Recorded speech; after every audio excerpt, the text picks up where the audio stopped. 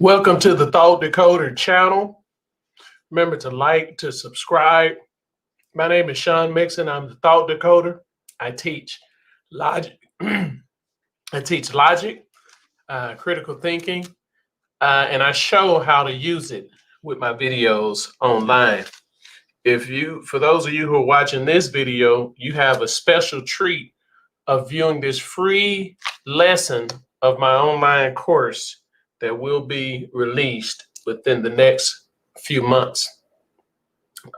Today, we're going to talk about statements, and we are in Unit 1, the basic components of an argument. So, arguments are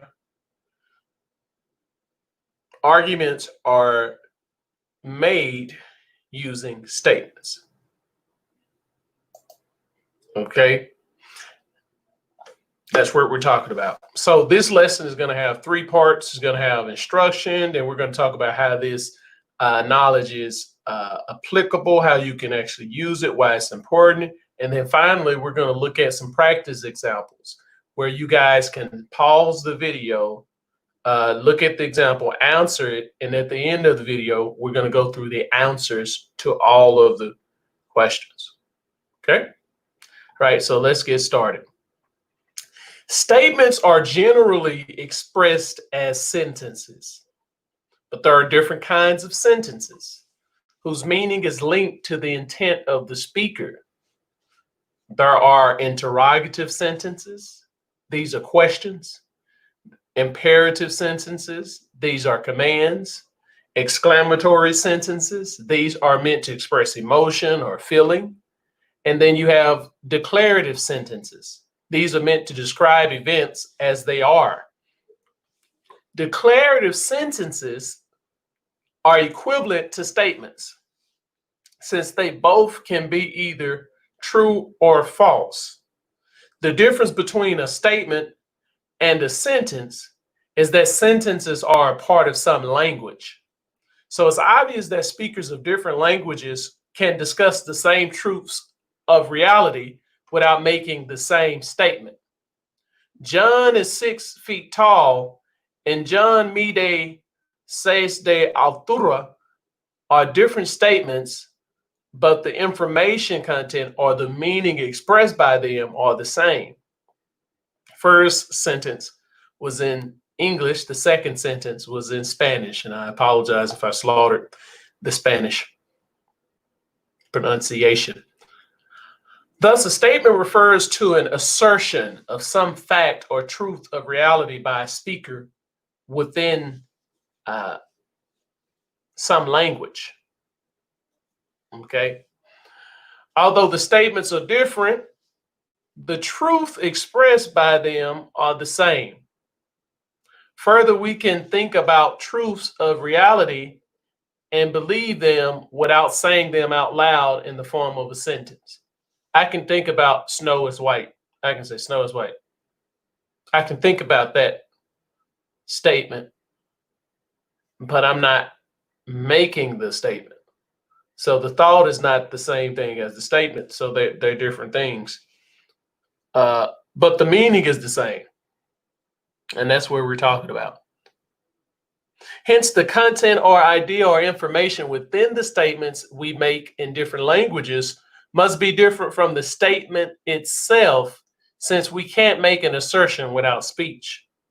Therefore, when we consider A, the ability of speakers of different languages to express the same meaning, and B, the capacity of humans to think about truth or believe truth without making an assertion, then the meaning expressed by statements must be characteristically the same.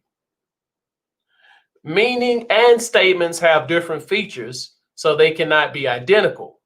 They are not the same things. Further, meaning isn't the same thing that is expressed by a statement alone. Words have meanings, but the meaning of a word cannot express a truth about the world alone. Words must either imply the kind of meaning we are discussing or not qualify as the content of statements. But what kind of meaning are we talking about here? The kind of meaning within statements always involves two things that we find in every language. First, we have a subject. This is the who or what the statement is referencing. Second, we have the predicate. This is what is said about the subject. For example, example 1, John is tall. The subject is John, and the predicate is tall. This sentence says of John that he is tall. When we have this kind of meaning, the combination of subject and predicate within a thought or belief, it is called a proposition. Thus, to be more precise, different sentences can express the same proposition, where a proposition is a combination of individual meanings among a group of words with an identifiable subject and predicate. Hence, statements are expressed within sentences of a language, but propositions are expressed within statements. Two statements may differ while they express identical propositions. So what's the application of this? Well, while evaluating arguments, you will read the arguments within a particular language. In that language, there are questions, expressions of emotions, commands, there are metaphors, there's vagueness when you're not really sure what a person is referring to. There's ambiguity because a person can make a statement that has multiple different meanings because of the words are not clearly defined. This makes the process of evaluating arguments difficult. However, knowing these mistakes and the components of an argument greatly improves your chances of developing your own arguments and refuting the arguments of others. Now, we are up to the practice. For the practice, I'm going to show my screen with the different practice questions. What I would like for you to do after I read the answer and the practice question, I would like for you to pause the video, take some time and answer the question, and then continue once you have answered the question. At the end of the practice, I will post the answers, or we'll discuss the answers to these questions. All right, so let's go into the video practice questions. So the directions are, make this a little bigger. I guess that's as big as it. Let me see if I can do 250. That's as big as it goes. So here are the directions. In the following examples, identify the sentences as interrogative, declarative, so questions, commands, declaratives, imperatives. Declaratives are statements, and imperative are commands or expressions of emotions, exclamatory sentences. So number 1, all man. Is it an interrogative? B, declarative? C, imperative? Or D, exclamatory?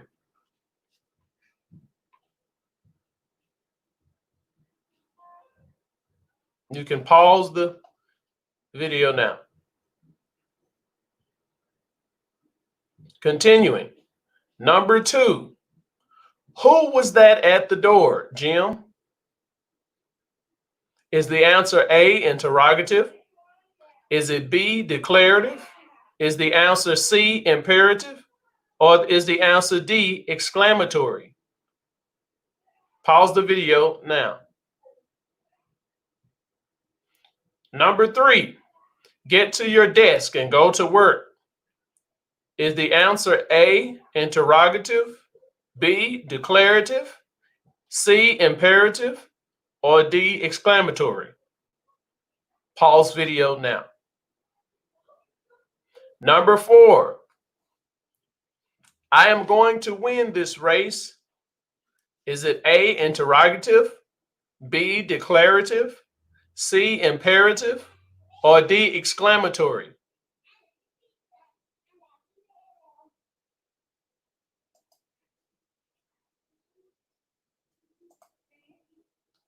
Okay, pause the video now. Number 5, this is a bubble bath. Is the answer A, B, C, or D? Pause the video now.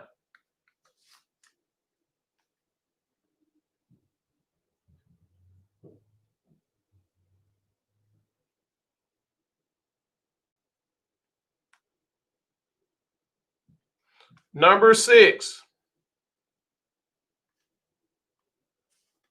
I need some paper to write notes. Is the answer A, B, C, or D? Pause video now.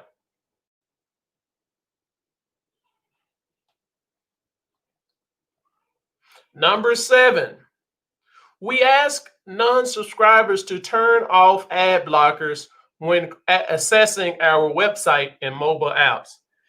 Is the answer A, B, C, or D?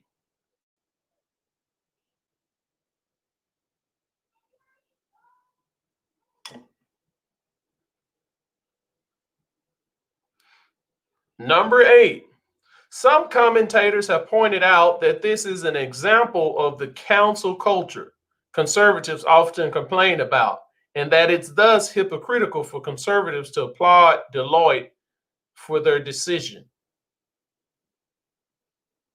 Is the answer A, B, C, or D?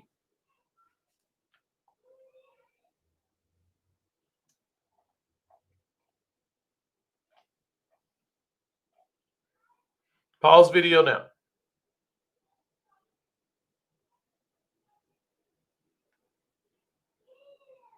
Okay, so it's time to review our questions and answers. So remember, interrogative was a question, declarative was a statement, imperative was a command, and exclamatory was an expression of emotion. Okay, so number 1, all man. Is that a question? Is it declarative? The answer is D. Number 2, who was that at the door, Jim? The answer is A. The question mark indicates it's a question, so you know it's interrogative. Get to your desk and go to work. The answer is C. Number 4, I'm going to win this race. The answer is B. Number 5, this is a bubble bath. The answer is B. I need some paper to write notes. Number 6, the answer is B. Number 7, we ask non-subscribers to turn off ad blockers when accessing our website and mobile apps. Now, this is tricky because inside of number 7, it says we ask non-subscribers. So you probably would think of a question, but this is a statement telling you what they ask about. It's indicated by this period right here. So it's not A. The correct answer is B. 8, some commentators have pointed out that this is an example of the counterculture conservatives often complain about, and that it's thus hypocritical for conservatives to applaud Deloitte for their decision. Is the answer A, B, C, or D? Correct answer is B. So as you can see, the majority of these sentences were actually statements, and this is how these things work for the most part. People when they are writing, they want to communicate truth. And to communicate truth, we often, generally speaking, we often use statements. So this time, thanks for tuning in to this lesson 1 on statements. We hope you had an opportunity to be instructed, to see why this is applicable to you as a logician, as a critical thinker, and to learn something about statements and how to assess claims. Statements are also called claims in terms of argumentation. It's something to be proven. It's something that can be true or false. Thank you. Have a great evening.